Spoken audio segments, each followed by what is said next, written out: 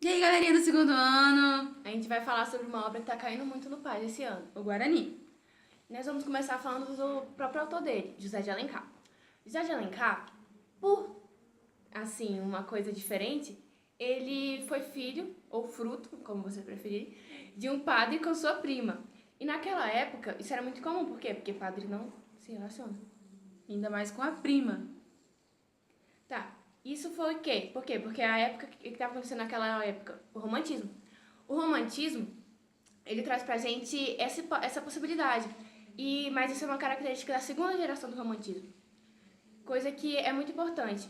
E o que estava acontecendo no mundo nesse momento? Estava acontecendo a Revolução Industrial, mas era a primeira Revolução Industrial, que era da Inglaterra. E a Revolução Francesa, se vocês lembram, igualdade, liberdade e fraternidade. Então, esse é mais ou menos o contexto histórico e o que era José de Alencar. José de Alencar, além disso tudo, ele foi um grande escritor. Ele escreveu diversas coisas, porém o que ele mais se destacou foi no romance indianista. E esse foi o primeiro grande romance lançado no Brasil, porque antes era só os folhetins de romance. E ele simplesmente revolucionou tudo isso. Ele simplesmente fez um grande romance para todo mundo. E foi uma coisa muito acessível para a população brasileira. Inclusive, naquela época, o que estava acontecendo? No romantismo, eles buscavam muito aquele negócio do índio, da nacionalidade, da identidade. Então, José de Alencar pegou isso e veio mostrar, através do Peri, que é o nosso herói, nosso índio na história do Guarani, ele pegou tudo isso para mostrar pra gente qual era a identidade do primeiro povo, o primeiro homem que habitou no Brasil, para gerar essa identidade do Brasil, que foi o índio. Porém, o índio retratado nas obras do romantismo e para a identidade não são o verdadeiro índio. Eles são idealizações, como as pessoas querem para criar a identidade do Brasil. Os índios não se comportam dessa forma. Porque, tipo, o Brasil estava começando a se diferenciar da cultura portuguesa. Então, ele queria criar uma identidade própria do Brasil. Criando, assim, idealizando o índio, mas o que não era real. Era só uma coisa ideal. Só pra gente ter uma, sabe? A gente ver melhor o Brasil e ver que não era só uma colônia, qualquer colônia, sabe? De Portugal, e sim um país bom e que tem identidade própria e que o índio é uma coisa que aceita a cultura europeia e que o índio é uma coisa que não tem a sua própria cultura, entendeu? E o que é interessante também é que José de Alencar, na descrição do livro, sem ser o filme, o livro mesmo, porque muita gente tem preguiça de ler porque o livro, sim, o livro é chato. Uma característica muito importante é que José de Alencar, ele usa no livro uma linguagem muito formal, muito difícil de se entender. E isso deixa o livro chato pra gente, pra jovens. Por isso que é uma característica antiga, entendeu? Isso acaba deixando a gente cansado de ler. Porém, quem assistiu o filme e quem entende o contexto histórico, acha uma coisa bacana. O Guarani, no livro, o José de Alencar faz a gente entrar dentro do livro. A cada casa, numa sala, ele fica 3 páginas descrevendo a sala, como se a gente estivesse lá dentro. Então isso é uma coisa muito interessante do autor. Porque o narrador é em terceira pessoa. Ou seja, ele não tem sentimentos, ele não tem opiniões sobre o tema. Isso faz com que a gente ache que aquilo ali é real, que a gente realmente está dentro do contexto do livro. Por exemplo, o Guarani, ele descreve a floresta, então parece que a gente está lá, parece que a gente está vivendo o que o Peri estava vivendo naquele momento, entendeu? E o que a gente pode falar agora? Vamos começar a contar a história, porém antes, um dos detalhes. A família de Dom Antônio, que foi um fidalgo português, ele realmente existiu. Ele e a família dele, que era um fidalgo português, que veio para cá, para o Rio de Janeiro, e se casou com Lauriana, que foi uma bandeirante. Foi uma bandeirante. E eles tiveram 2 filhos, que foi a Cecília e o Diogo. Porém, Dom Antônio teve um relacionamento com uma índia e teve Isabel, que é a filha bastarda. E Peri, ele vivia salvando Cecília, porque ele tinha uma devoção por ela. Então, Peri, durante todo o livro, toda a história, ele vive salvando Cecília. Ele deixou de ser cacique da tribo dos Goitacás para servir ela, a amada. Então, a gente vai começar contando a história agora. Não. Tudo começa com uma missão que foi dada a Dom Álvaro para ir até o Rio de Janeiro com os homens de Dom Antônio. Na volta, Loredano fica questionando ele. Por que você quer ir tão rápido? Por que você nos apressa? O que tá acontecendo? E Dom Álvaro fala, do que te interessa? Mais ou menos assim. Eu sou superior, eu tenho pressa, apenas me obedeça, não adianta me questionar. E Loredano fica lá, fica falando com ele, fica fazendo um monte de coisa desnecessária, entendeu? Quando eles estão quase chegando lá na casa, Cecília e Isabel ficam muito entusiasmadas, tipo, caramba, eles chegaram. E Isabel fica toda sentida, porque Isabel não pode fazer muita coisa, porque ela é filha bastarda. E a Cecília pode. Então a Cecília sai correndo e vai até o Dom Álvaro, que ela tava esperando, ela pediu muitas coisas pro Dom Álvaro trazer pra ela, que seria pro Peri, mas o Dom Álvaro não sabia. E aí o Dom Álvaro, quando ele voltou pra trazer as coisas que a Cecília pediu, ele trouxe um presente pra ela também, só que a Cecília não aceitou o presente. Ela rejeitou o presente de Dom Álvaro. Aí vem uma coisa interessante. Dom Álvaro era muito teimoso, ele era destemido e queria dar o presente de qualquer jeito. Então ele colocou na noite na janela de Cecília. Porém, Loredano, aquele traíra, viu e jogou pra não. Peri vê, Peri entrega pra Cecília e Cecília fala, não preciso disso, não é pra mim, eu vou entregar a quem deve ser, não precisava ter pegado. Aí Cecília vai e entrega pra Isabel. Isabel fica lisonjeada, porque se acha importante. Por ela ser a filha bastarda, ela é muito maltratada, entendeu? Então ela se sente muito feliz por isso. Depois de um tempo, Álvaro vê Isabel com o colar da Cecília. E aí ele pergunta, ué, o que esse colar tá fazendo com você? Sendo que ele deu pra Cecília. Cara, eu te amo! Aí ela, eu te amo, só que ela ficou com muita vergonha. E ela, te amo, e saiu correndo. E ele ficou tipo, como assim?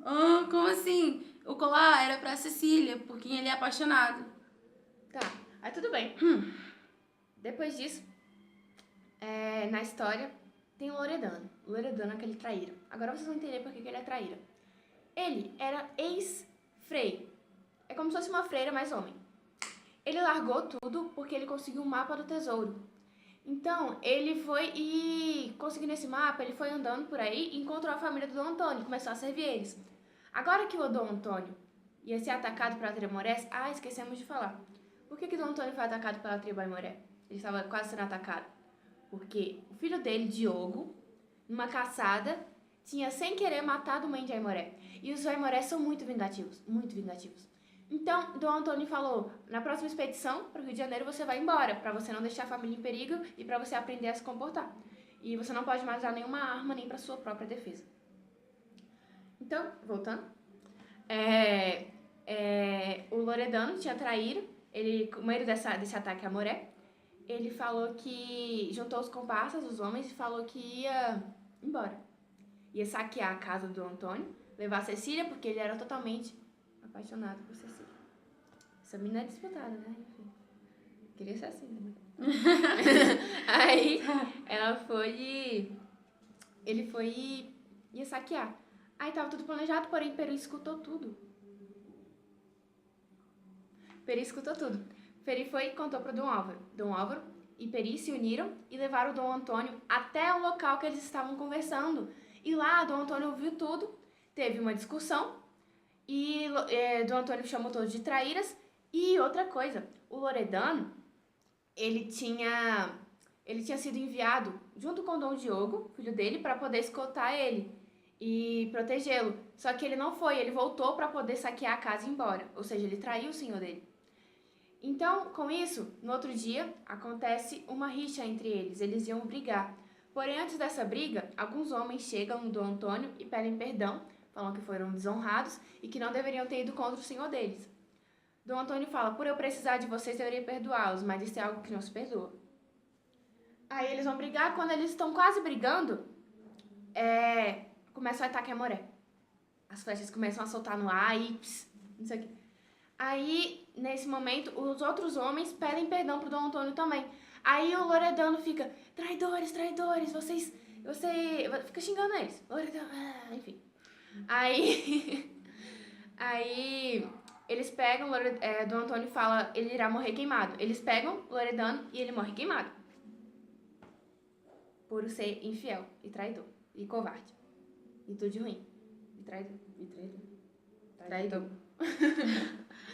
Aí, depois disso tudo, Isabel encontra Álvaro Fechado, tadinho. E ela ficou desesperada, porque é o amor da vida dela e tava lá no chão, sangrando, com uma flecha.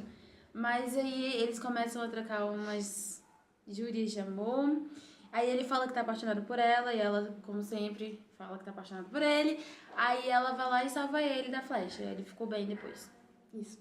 Depois, acontece outra coisa. Quando o Dom Álvaro vai conversar com o Dom Antônio, ele fala que vai ver se ainda existe algum índio aimoré ao redor da casa, no mato. Por que ele vai ver? Porque Peri falou, eu vou me sacrificar por vocês. E Dom Antônio não permitiu, porque Dom Antônio amava Cecília e não queria ver o amor dela morto. Mesmo ele aprovando que ela se casasse com Dom Álvaro. Então ele falou que ia ver. Peri tinha se entregado à tribo e estava quase sendo morto. Porque quando matassem ele, eles tinham aquele negócio de eu vou pegar um de mais forte, vou comer ele e nós vamos ter esses talentos pra gente. Vocês lembram disso? Então, eles queriam isso. Só que Peri tinha tomado um veneno para quando os aimorés comessem ele todos morressem e salvasse Dom Antônio. Ou seja, por honra ele ia. Era um índio honrado, todo aquele contexto indianista que eu tinha falado pra vocês. Era isso que tá, o heroísmo, a honra. Naquele momento era muita honra, muito dessas coisas. Quando Dom Álvaro foi ver, acabou que Dom Álvaro demorou muito pra voltar. E aí acontece o quê? Ele vê ele morto. E aí ele pega no colo e leva pra casa. E aí chama Isabel. E a Isabel soube que o Dom Álvaro estava morto. E Isabel desespera e tenta acordá-lo e ele tá morto. Ela deita no lado dele e fala, diga que me ama mais uma vez, Dom Álvaro. Mas ele não diz porque ele tá morto. E simultaneamente acontece uma cena. No mesmo momento em que ela se deita, do outro lado da casa, Peri chega e fala, Dom Antônio, vamos fugir. Porque a tribo aimoré tinha ficado com muita raiva por eles terem salvado o Peri no ataque. Então, eles vieram com tudo dessa vez no segundo ataque. E Dom Antônio não tinha forças, porque tinha muita gente ferida já. Então, ele falou que ele estava preparando para matar todo mundo com um explosivo que ele tinha. Que ele só ia atirar no explosivo e todo mundo ia morrer dentro da casa. Peri chega e fala, vamos, fugir comigo, vamos salvar. Aí Dom Antônio tinha muito aquele negócio da honra, de cristão, tenho que morrer na minha casa, não sei o que, tenho que defender minha casa, essas coisas. Então ele falou, não vou. Cecília estava em sono profundo, porque ele amava muito Cecília e não queria que ela visse a morte. Então ele fala, consagre-me cristão. Aí Dom Antônio vai e fala. Nesse momento, qualquer pessoa pode consagrar alguém como cristão e nessas condições. E aí consagrou ele como cristão. Seja cristão, dou-lhe o meu nome. Pronto. E aí todo mundo morreu. Ele pôde pegar Cecília e sair com ela.